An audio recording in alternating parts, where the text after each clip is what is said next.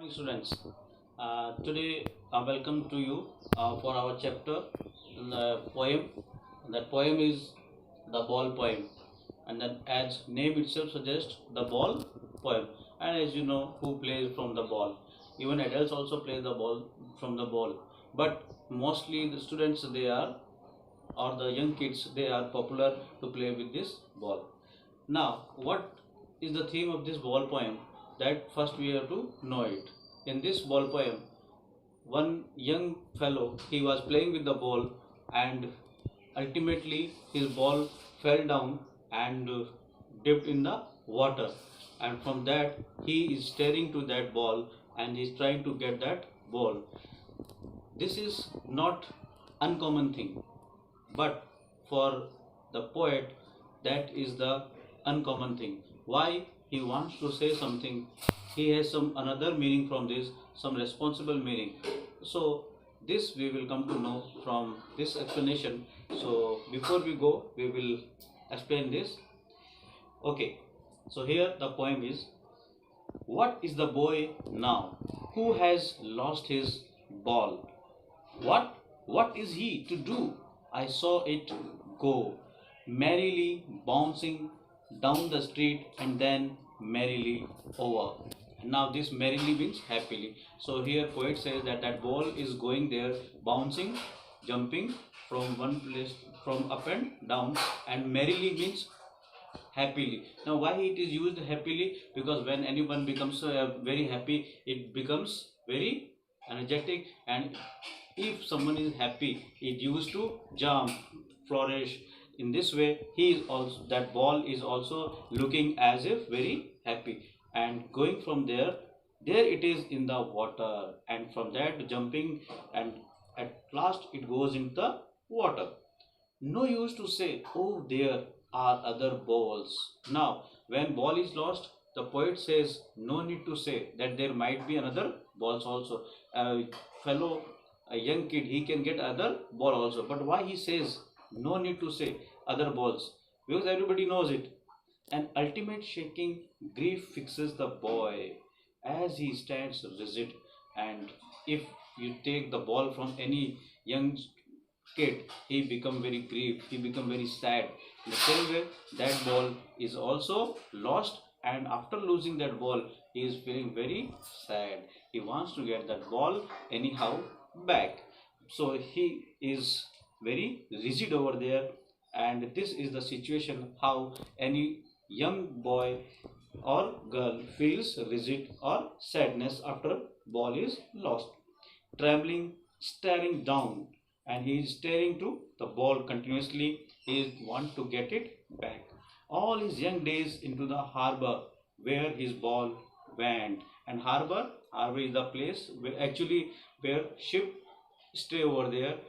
But here harbor is the place where that ball has dipped just from the corner of that pond. So that's why that place where the ball was lost, the water place, that is here his ball went. I would not intrude on him. And our poet says his ball is lost, and he can also console him. He can also suggest him about other balls. He can also motivate him that okay, don't worry about that ball, you can get other balls. As common it happens, we also console to many students, many kids also. But he says, I will not intrude, means I will not interfere at any cost. It doesn't mean he is a desperate or hopeless situation or bad behavior. No, he wants to make him teach something good. He wants to teach something responsible. That's why he says, a dime another ball is worthless. And he says, dime is the US cent. This is equal to 10 cents. And he says that this is not worthless, means this money, the amount is also not so much important in front of that ball. Now he senses first responsibility, and he says from this he will get the responsibility, means first time he is getting that ball lost, and in this way when he will get the experience of losing something, and if you lose something very good or the precious thing, then you feel very bad. And he wants to convey that this losing game of the ball is not only matter of the ball, but any precious or the good thing. If we lose, we should know how to pacify, we should know how to console ourselves also. That's why he says you should not worry so much, and this can come only if you have responsibility. So he wants to make, to teach him about the responsibility.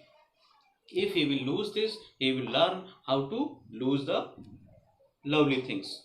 In a world of possessions, people will take balls. Balls will be lost always, little boy. The world of possession, materialistic world, where people are all materialistic. The, everybody like many things which are present in the whole materialistic world. In the same way, he says he will learn how to lose these materialistic things, and he will also learn how to cope up with this situation. So he wants to say that we should have patience, and we should have new things to about new things. We should not repent about whatever has lost. It may be not only ball, it may be lovely person, it may be relatives. So whatever it is, the fundamental norm or system of the life, law of nature, where everything will happen, good also bad. So if anything bad also happen, we should not repent. And no one buys a ball back. Money is external. He says, after all, money is not everything. That money is secondary thing, not primary. What is primary? That is our best memories. That is our lovely remembrance. So we should know how we play good, but we should not repent about that things. The epistemology of loss. Epistemology means knowledge of loss, how to stand up, and this will treat us, especially to that boy, how to overcome this situation, and how he will stand in the difficult situation of losing something very precious thing, lovely things. Here, lovely thing is ball. So it convey that it today it is ball, but in future it may be any precious thing, any materialistic, any relatives. So he wants to convey the message that we should, or the boy should not repent about these losing things. He should know to stand in front of these difficult situations with bravery, courage, like a responsible person. And must know many days how to stand up, and all should know how to come up and join the team. Thank you, students, and next we will give you some assignment homework, so you please do that in your notebook and be ready for this. Thank you, and have a nice stay. So stay home, stay healthy.